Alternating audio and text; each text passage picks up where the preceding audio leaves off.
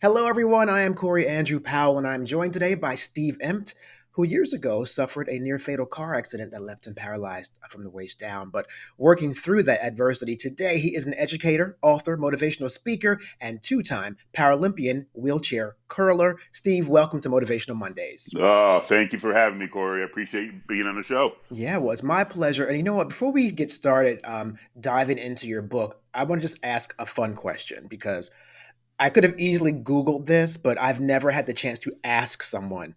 Can you hmm explain to me what is curling? Like, what is actually happening when I see the stick moving? Like, what's going? What is it? What is it? Right, right. Well, we get that question all the time, and the popularity of sport is growing over the hmm years. But yeah, no, I understand.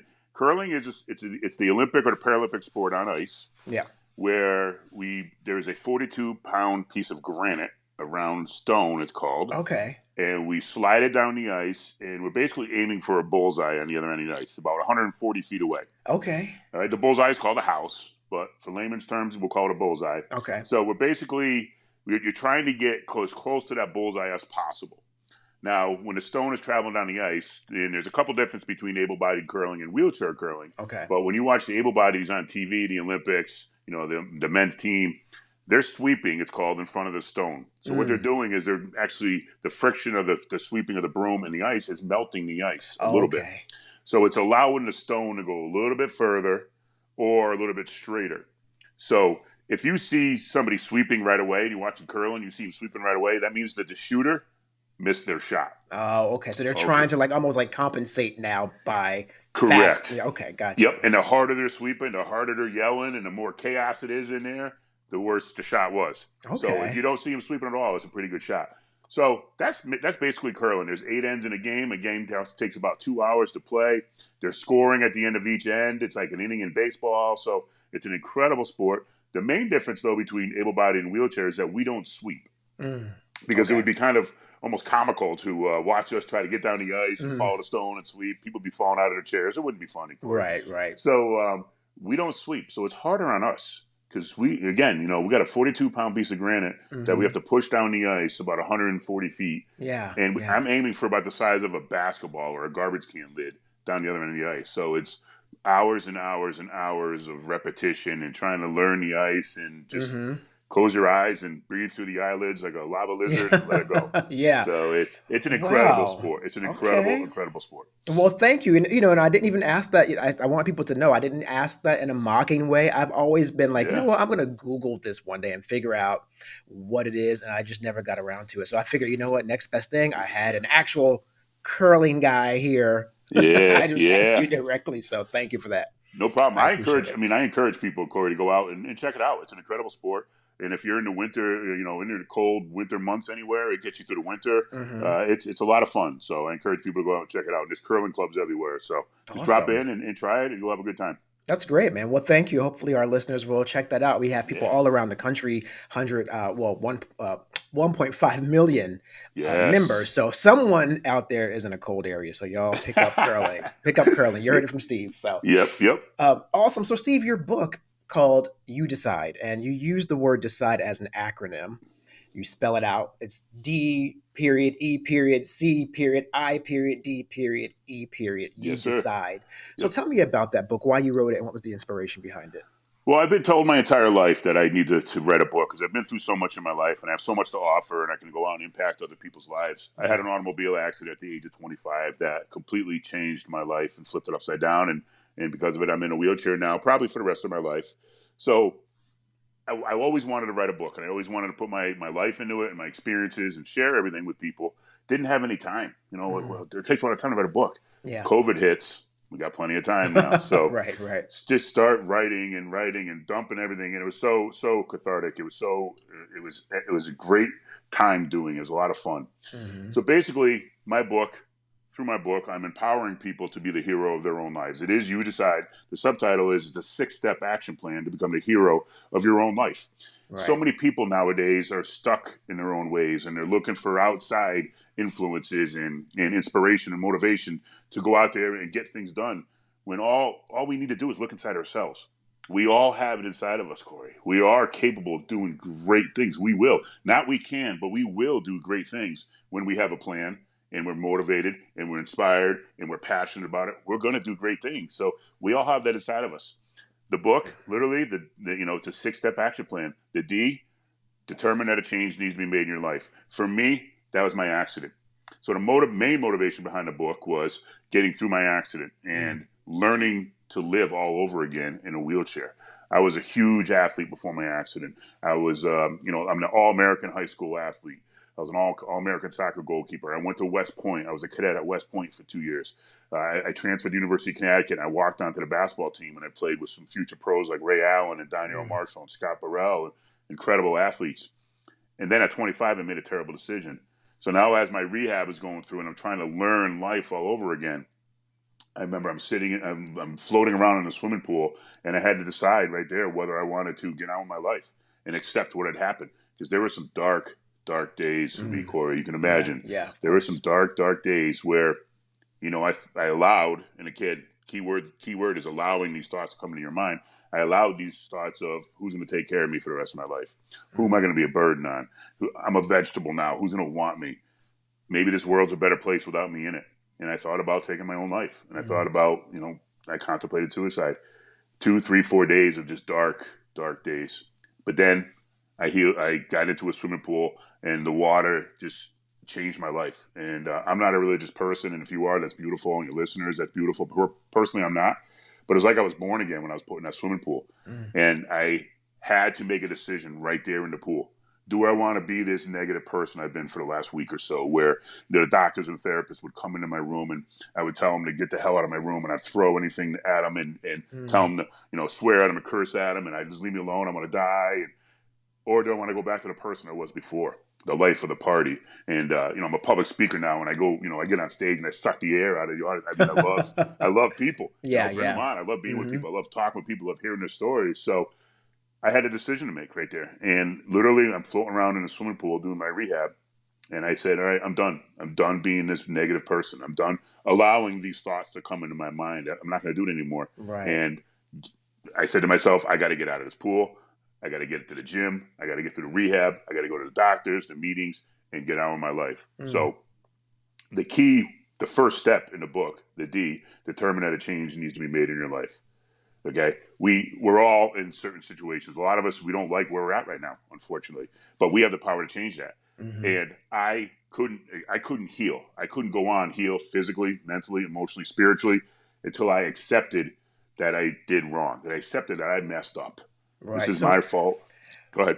I'm sorry to interrupt. No, please. One part of your story that I didn't really actually realize was that, and you've mentioned it twice now. So you mentioned that you made a decision in this situation, and so this was something that was a result of your action that caused the accident. Yep. And so you raise a really great point, the accountability factor, right? And you were not able to move forward with your life until you accepted, this is what I've done, and now how do I don't want to say fix it, but how do I go forward, right? Yeah. Yep. We can't heal until we accept it. And you and I know, Corey, life is inevitable. It's going to happen. Sometimes life sucks, and we're going to get tossed some curveballs and some change-ups, and it happens. And we have to accept that. And a lot of people are, stuck on the events that happen in our lives. But if we just change our focus, and I talk about a lot about this in my book, if we change our focus and our attention from the actual event to how you're going to respond to the event, that's how we move on. So it happened. Life happens. Okay. All right. Forget about it for now. How am I going to go forward? How am I going to get better? How am I going to heal physically, mentally, emotionally? How am I going to get out of this relationship? How am I going to get a new job? How am I going to move? All these different events that come in our life. That's what we got to focus on. And until we get off of that event, we can't move forward. We can't be successful. We can't heal. And that was huge for me. I denied it. Months of rehab. I denied it. No, I'm going to be fine. I'm going to walk again. I'm going to wake up one day. I'm Steve Empt. I'm the stud athlete. I'm invincible. I will do this. I'm 25. I got my whole life ahead of me. Yeah, no. And until I accepted it, then the healing could start in all aspects of my life. So the D, determine that a change needs to be made. And again, whether this is like me making a Paralympic team, me getting through my accident, somebody getting through an abusive relationship, a new job, moving, having kids, buying a house, whatever it might be. There's all these great events going on in our life. I mean, life is so beautiful, right? But we got to determine that, hey, something's got to change. All right, now we can move forward.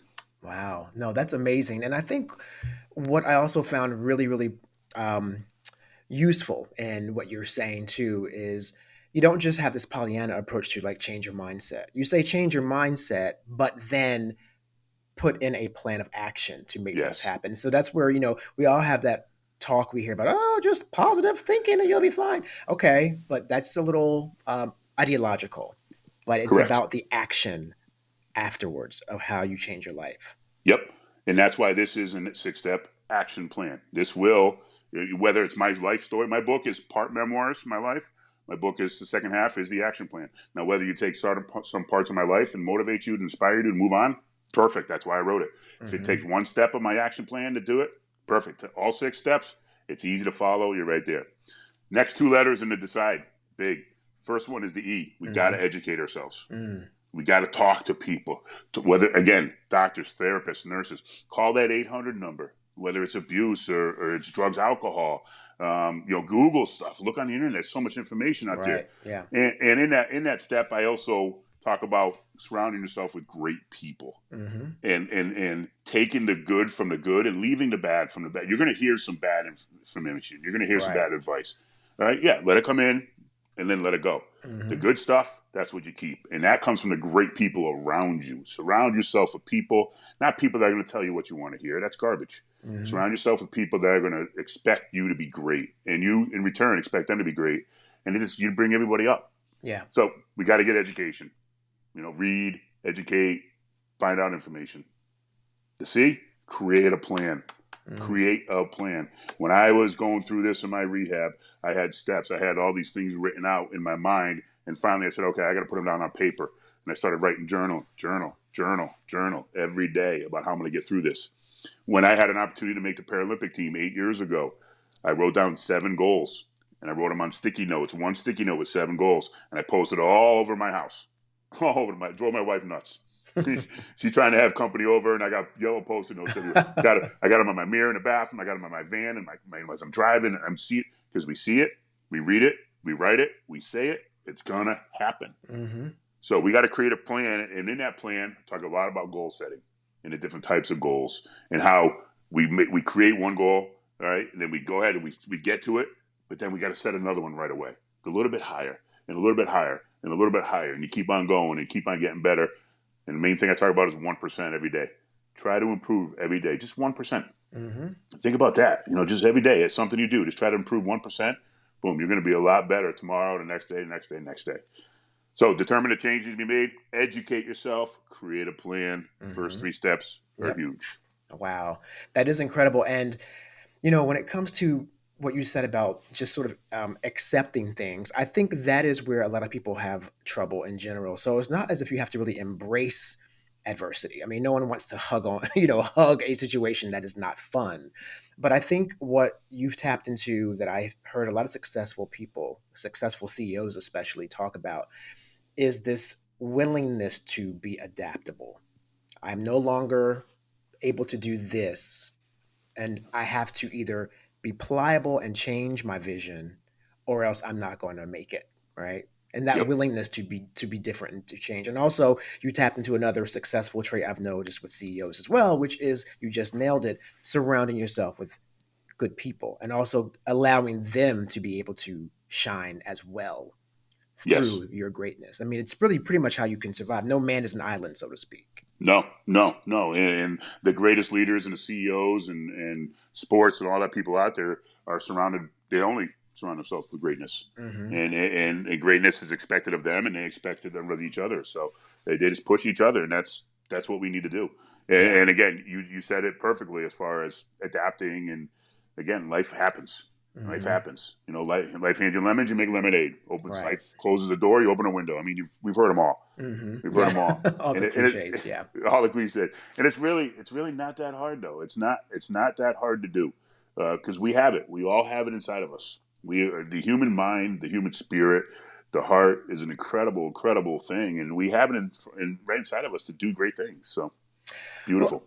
well, I do wonder. Although, of course, we want to believe that everything's possible and we will prevail in the end and have a more contented life. I do wonder about in the line of work that you have, where you're trying to inspire others. How do you convince people to remain hopeful and optimistic currently in such a very difficult time that we're living in, whether it be political landscape or wars and 2 years of a pandemic. Like, I mean, it's a lot of stuff happening. So then you compile that onto someone trying to overcome something. I mean, how do you instill hope in people with all that Yeah. going on? Yeah, I mean, it's not a one shot deal either. It's not just come hear me speak or hire me, come to your company, and you're going to go out the next day and change the world. Right. It's not going to happen. So I share a lot about my own life and everything I've been through as far as my accident. I've lost both my parents. I've lost a nephew. I've had awful things happen to me, and the darkest of days again with my accident. But I've Mm. also flipped that around, and so I know it's possible. I know. Yeah, I might be wired a little bit different. I'm a Paralympian. I know I'm a little bit more competitive and wired different than other people. But like again, I can't go say enough. We all have it inside of us. And if it's one little iota, okay, fine. We can work together and we'll pull it out. If it's a lot, then boom, it'll be one meeting. And Hmm. maybe it is that one speech that I gave that inspired you to do it. So yeah, it is difficult, and I understand there's a lot going on in the world and each other's worlds, and we don't know specifically what's happening in other people's worlds, but it's everything. It's possible. There's a silver lining to everything, and it's just a mental mindset to switching. And for me, that just came to that aha moment in the pool where, Yeah. okay, I got to flip this, and I use that word a lot, allow. And a lot of the people, and I've got some negative people in my life that I don't hang out with, but they're in my life Yeah. that are negative. They just allow themselves to be that way. Hmm. They allow these things to come in their mind. They allow things to happen to them instead of going out there and making the change. Get up early every day. I'm up at 5 o'clock every morning. I work out, I meditate, I do some breathing exercises. I mean, it just starts my day off. I mean, that's that right there. Before I was doing that, I wasn't feeling as good as I feel now. But Mm. that's the way I start my day, and it Yeah. just fires me up for the whole day. So there's changes you can make physically. There's changes mentally, emotionally, spiritually, religiously, if you are, whatever it might be. There's changes that you can make individually to make your life so much better. Unfortunately, a lot of people don't want to see that, they don't want to hear that, and they're stuck. And hey, we can work together, and I'll help you out, get you out of that. Well, that ties right into really going back to when you say stop waiting for a hero to arrive, right? Be your Right, own hero. That's a very right. strong statement I saw when I was looking at a lot of the content that you put out. And you know, you mentioned earlier, so many of us are looking for like that sort of silver bullet or someone to, I know this person who like follows Tony Robbins like around the world. And I Yep. said, you pretty much, that's a mortgage that you just spent like over the past 10 years. And she's like searching for something, you know what I mean? And I'm at like at the end of the day, I'm like, I wonder if you're following him around because, you really think that he's going to end your adversity or solve your problems. And maybe there's something that you can do for you to make that better. So I love the idea of like stop waiting for someone to save you, Yeah. right? When I was growing up, Larry Bird was my hero. Boston Celtics. I bleed Celtic green. He was my hero. And when I was 25 years old and I was woke up from my coma and I was told I was never going to walk again, Larry Bird's not going to help me walk. He's not going to help me Mm, get through it. The doctors, the nurses, the therapists, as incredible as they are, they're not going to help me get through it. Ultimately, it's got to be inside of me, and I have to want to do it. Because I was in the hospital with people with the same injury as me mm, that went home and died because they didn't take care of themselves, because they weren't right mentally and they weren't strong right. enough to get through it, and they didn't accept it, and they didn't allow them to the healing process to occur. So Hmm. we all got it. We got it. We'll get through this, and we just got to keep going, and change it for ourselves. Yeah. Yeah. Again, be your own hero. When I get asked, literally, I get asked now, "Who's your hero?" Boom, right away. I'm my own hero because I've Hmm. been through a lot. I'm in charge of my own life. When I'm 70, 80, 90 years old and I look back on my life, all the great things I did them. All the crap that I did and all the failures, which I've had a lot of them, Hmm. I failed. All right. But with Right. failure, Corey, there's a good one. There's winning and there's learning. There's no losing in life. That's sport, that's life, that's relationship. There's winning and there's learning. All Hmm. right. You get that other L out of your life, get that losing. You're not a loser. No, we're learning. We're learning. Every opportunity we get, we're learning. Yeah. Go back to Yeah. heroes again. Michael Jordan. I've had the opportunity to meet Michael Jordan a couple times, and a lot of kids, a lot of people would say, Michael Jordan's my hero. No, no, he's a mentor. And in my book, I talk a lot about the difference between heroes and mentors. Mm. Mentors come into your life and teach you things, good or bad, Michael Jordan is one of my mentors. I hung out with him in the locker room for 30 minutes. I was actually on a Netflix documentary, The Last Dance. Oh, wow.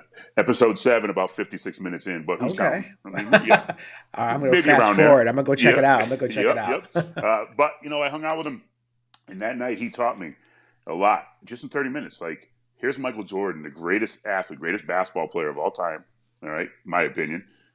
But he could have gone home to his wife and kids that night but he didn't. It was 11 o'clock at night on a Saturday, and he hung out with me for 30 minutes. And he taught me that night that no matter how big you are, you always make time for other people because you can impact lives. And that's what this Yeah. is about. Life is beautiful. Go out there and smile at people and say hi and greet people. And I'm so glad these masks are coming off because Oh, I wow. travel so much with the curling. I'm in airports 2-3 times a month, and I just love looking at people and smiling. How you doing? Good day. And, Yep. Yep. just that's what it is because you don't know what that other person's going through. Yeah. Yeah. Right? You don't know Yeah. how bad if they could be contemplating some seriously dark stuff. Just a little smile from you might save their life. I love that you said that because that's been, for me, I'm a very expressive person. I love people as well. I mean, we're very similar in that way. And the mask thing was or has been so difficult because of the nonverbal communication that we are now also masking. So, for example, a little child got in an elevator and she was so beautiful with her little dress on. They were going to some event, and I she's like a little doll, and I thought, oh, she's so pretty, and I smiled, but you didn't see that. Right. You saw Right. was like this, and inside I'm like, oh, she's so precious, and that would have been just a moment between strangers to say hello with her mother, but it just was completely blocked because of the mask. So yes, I am happy the masks are coming off as well Yes. because communication and connection is such a big part of the human experience. It is. It Yeah. is, and that's how you live. Hmm. Enjoy life and love life, and go out and just see people, and get out of your shell, get out of your comfort zone too. Get out. Stress a lot. Again, I always go back to my book, but that's what we're talking about here. Get out of your comfort zone. Hmm. Do different things, and live and love Yeah. and laugh. That's actually another CEO common denominator. I've spoken to, gosh, I think maybe 5 or 6 in general who I can remember who all said at one point they had been faced with an opportunity that they were terrified of, or in an environment where they weren't comfortable, and they had a decision: am I going to do it or not? And when they made the decision to do it, they were like, I'll figure it out when I get there. I'm not Mm-hmm. going to say no because I'll miss out on the opportunity. Um, so the thinking outside the box and not being fearful is definitely a big one. But you also mentioned something else too, the failure one, losing. It's not losing, it's not failing, it's learning. And that's another trait from successful CEOs. They took every opportunity to say, okay, well, that didn't work. And then Mm-hmm. fine tune the plan of action to make it better next time. And Yep. that's different than failing. 2018 Paralympic Games in Pyeongchang. We came in 12th out of 12 teams. Mm. We were dead last, Corey. We were 2-9. We were awful. Our team was awful. Right? And it burned me for about 2 days. It burned me. Leave me alone. Don't talk to me. I was pissed Right, off the right, world. right. Fired up. But then, okay, now I got to switch my mindset here. All right, let's learn here. Let's get this out. Let's watch game film. Let's get better. Let's spend more time in the gym. Spend more time on the ice training. Yada yada yada. This past 3 months ago, we were in Beijing. We took 5th place. We were 1 game out of medal contention. Right now, we're 9th in the world. Before that, we were like 25th. Mm. So we're learning. And because of that, because myself and my teammates took that as an experience, and hey, it sucked. Mm-hmm. We were worst in the world. We were the laughing stock of the competition. Oh, this is the Paralympic Games. We were the laughing stock. We learned that. We learned from that. We took that, and we just moved forward and got better. And now we're the top 5-6 teams in the world, competing for a medal every time we go out and compete and try. So it's huge. Yeah. Huge. Winning Oh, and that's learning. amazing. There's no losing. The book is called You.E.C.I.D.E by Steve Empt, and it's been an absolute pleasure, and I really enjoyed talking to you today. So thank you for your time here on Motivational Mondays. Thank you very much, Corey. I appreciate your time, and thank you for the audience for listening.